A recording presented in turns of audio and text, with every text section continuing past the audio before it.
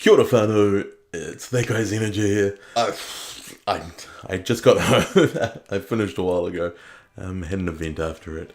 And what have I gotten home from?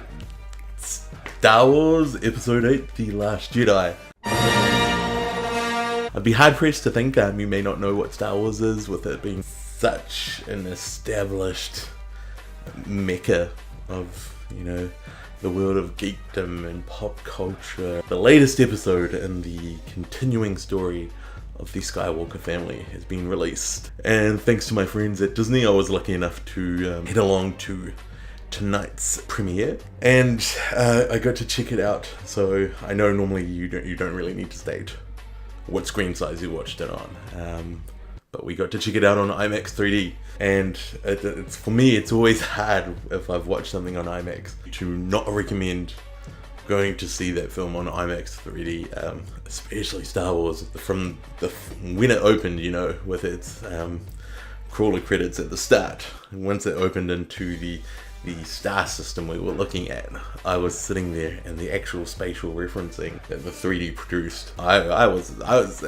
awestruck. It's been a while since 3D has provided just this really amazing 3D reference, because the stars, they were really far away, but at the same time they were so close, and it was incredible. So if you have the ability to go see Star Wars The Last Jedi on IMAX and in 3D, please do, because that takes so much of the film and just produces this amazing visual festival of lights that just, it kind of attacks you the whole time, but in such a way that you're like, oh, it's okay, I love this. I personally feel J.J. Abrams, he has quite an established style, and Episode 7 was fantastic, while it went over a lot of the same beats of Episode 4, A New Hope. He produced this improvement upon the worlds we've already seen in such an amazing way.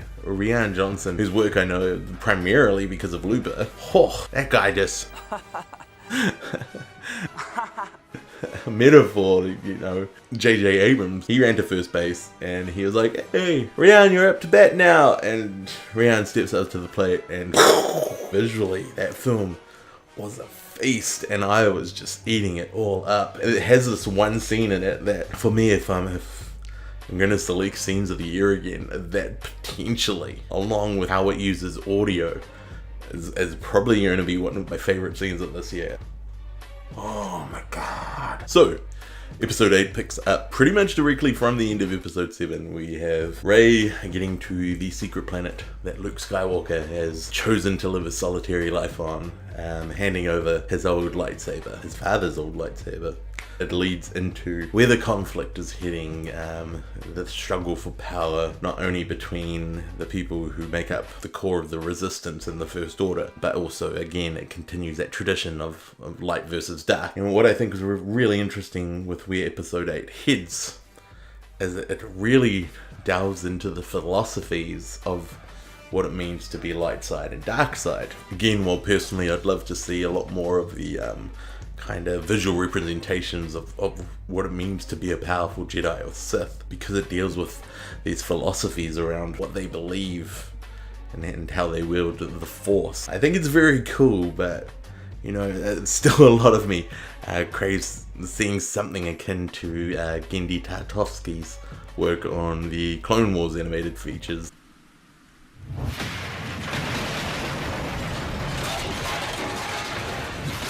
And of course, the video game Star Wars The Force Unleashed, there's a moment in there that is like one of my favorite Force moments.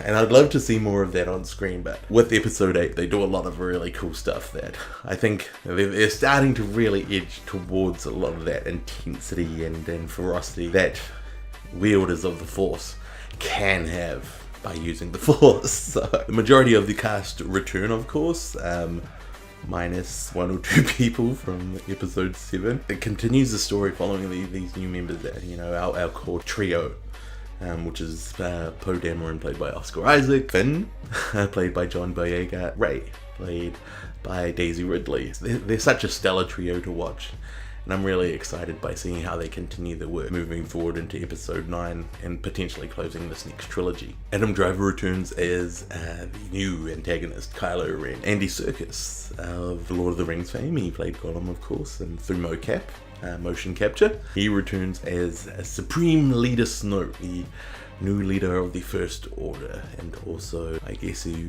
would be the master that Kylo Ren reports to or learns from. He's the apprentice to Snoke. I love seeing Andy Serkis's motion capture work. His Snoke is very imposing. His visual representation is just so crazy to look at. It was amazing, especially with the way he interacts with Kylo Ren, along with Domhnall Gleeson as General Hux. This is like, it's almost like they told him, it's like, hey, we love how campy you went in the first episode. We're in episode 7, but could you maybe ramp that up a little? Like, you were maybe at 90% in episode 7. Can you take that up to 100 and maybe 35, 37 if you're feeling just a little bit on point? But I can't fault Gleeson. He's a fantastic actor, but it's so fun to see him just really going for it. Mark Hamill, of course, returns as Luke Skywalker after Rey finds him on his retreat of sorts. We also see the princess herself return. That's Carrie Fisher in her last role before she passed away, returning as General Leia Organa, leader of the Resistance. She comes back with that kind of badassery that she's earned her way into through years of leading the rebellion and having to create this new force to fight the First Order. It's just such a joy to watch Carrie Fisher as everybody's favorite princess. We have newcomer Kelly Marie Tran, who I feel should be noticed. She plays a character called Rose Tico, and she's fantastically fun, and it's nice to see this expanding rebellion of characters that represent the different struggles or sacrifices or loss that they've had that have pushed them to this point in their war against the First Order. Along with that is Benicio del Toro. He is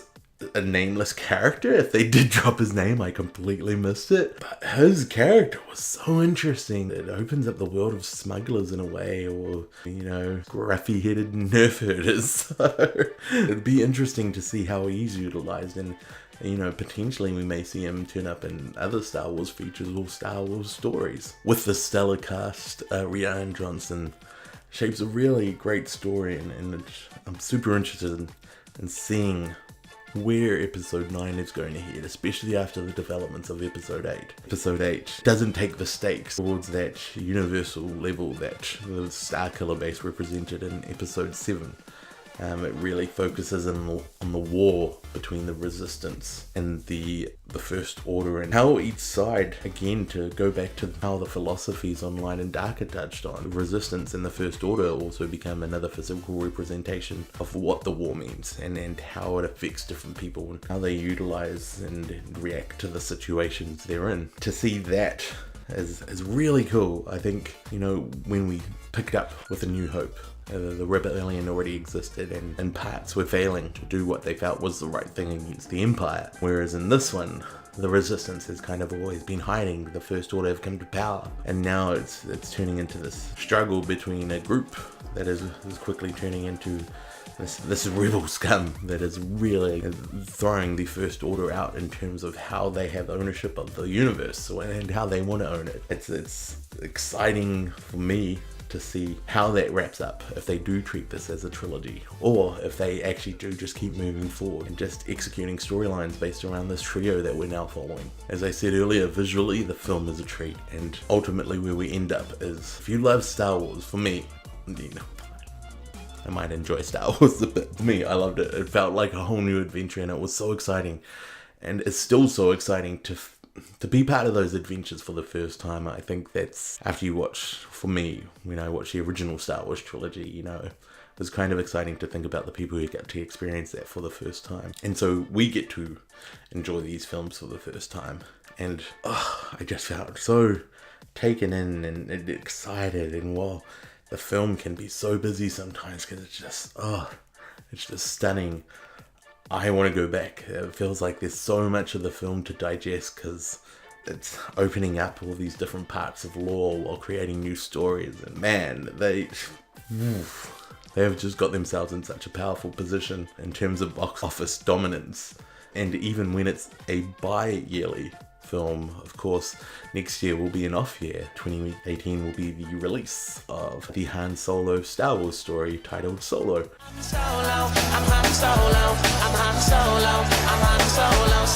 So we won't see the next part of this series until 2019. And I think with what this film brings, it's enough to hold us over till then. So many discussions to have, so many rewatches to be had. It was just an absolute treat. And for me, I will give that film